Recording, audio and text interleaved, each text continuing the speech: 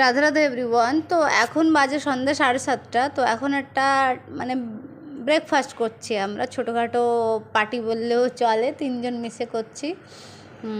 তো যাই হোক, এই দেখো চলে এসছে আমাদের, দেখাচ্ছি কী কী এসছে। এটা হচ্ছে আলুর চপ, ছোটো ছোটোটা এসছে, আর বড়া, তারপরে এসছে পেঁয়াজি। এগুলো ছোটো হলে কি খেতে দারুণ।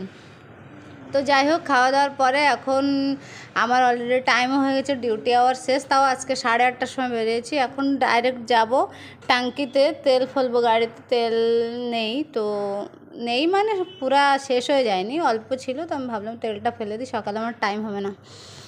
যাই হোক, তেল ফেলে চলে যাব, কিছু সবজি নেব। সবজিওয়ালা এখানে বসেছে, তো চলে এসেছি সবজি নিতে। সবজি নেওয়ার পরে যাব মাছ আনতে। তো যাই হোক, সবজি নেওয়া হয়ে গেছে।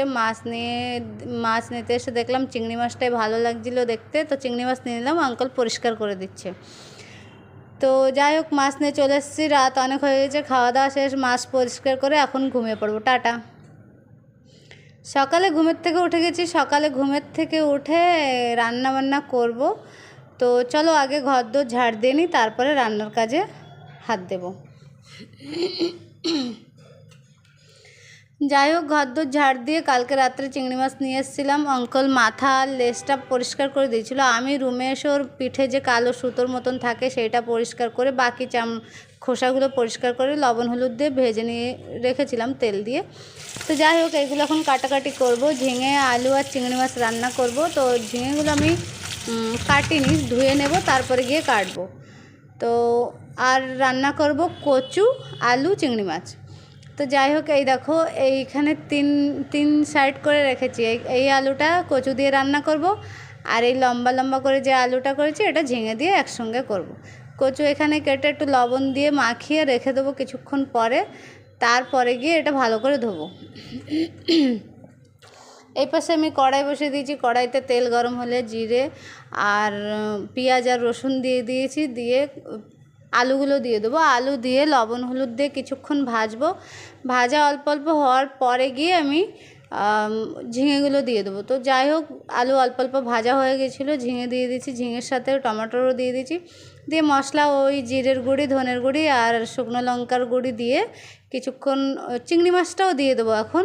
এই যে চিংড়ি মাছটাও দিয়ে দিয়েছি, কিছুক্ষণ কষিয়ে নিয়েছি। এইভাবেই মানে জল দেবো না, জাস্ট ভাজা ভাজা করব। তো যাই হোক, আমার ওইটা ভাজা হয়ে গেছে, ঝিঙে, আলু, চিংড়ি মাছ। তো এইখানে কচু, আলু আর চিংড়ি মাছ। কচু আলু প্রথমে তেলের উপরে দিয়ে ভাজা ভাজা করে নিয়েছি। নেওয়ার পরে চিংড়ি মাছ, টমেটো দিয়ে মশলাগুলো যেগুলো ছিল, জিরের গুঁড়ি আর ধনের গুঁড়ি আর লঙ্কার গুঁড়ি দিয়ে কিছুক্ষণ কষে নেবো ভালো করে কষানোর পরে তারপরে জল দিয়ে দেবো। দেখো আমি দিয়ে দিচ্ছি মশলা, ভালো করে কষে এসছে এখন। তো এই যে জল দিয়ে দিয়েছি পরিমাণ মতন, বেশি জল দেব না। তো যাই হোক, জল দিয়ে দিলাম। দেখো তরকারি হয়ে এসছে, ফুটছে।